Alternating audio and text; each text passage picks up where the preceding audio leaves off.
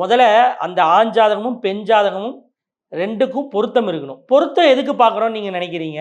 ஒரு 10 வகையான பொருத்தம், 12 வகையான பொருத்தம், 20 வகையான பொருத்தம், இப்படி நிறைய பொருத்தங்கள் இருக்குது.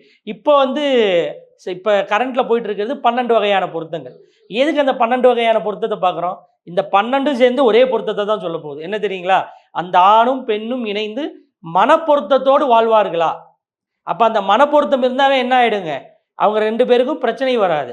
அப்போ அவங்க 2 பேரும் நல்லா இருப்பாங்களாங்கிறது தான் இந்த 12 பொருத்தம் சொல்லுது. ஆனால் இன்னைக்கு என்ன பண்ணுறாங்க? 10 பொருத்தமும் சரியா இருக்கு. நம்ம கேள்விப்பட்ட வரைக்கும் 10 பொருத்தமும் சரியா இருக்கு அப்படின்னு சொல்லுவாங்க. 10ல 5 சரியா இருந்தா கூட போதும் அப்படின்னு சொல்லுவாங்க. இல்ல 10ல 3 சரியா இருக்குப்பா போதும்பா அப்படின்னு சொல்லுவாங்க. அந்த மாதிரி பாக்குறதெல்லாம் சரியா?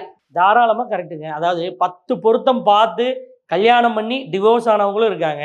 பொருத்தமே இல்லாமல் கல்யாணம் பண்ணி கிட்டத்தட்ட 40 வருஷம் திருமண வாழ்க்கையை வந்து கடந்து போயிட்டு இருக்கக்கூடிய தம்பதிகளும் இருக்காங்க.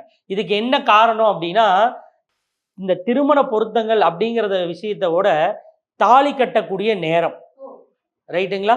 அப்போ அந்த நேரம் அப்படிங்கிறத எல்லாத்தையுமே தீர்மானிக்குது.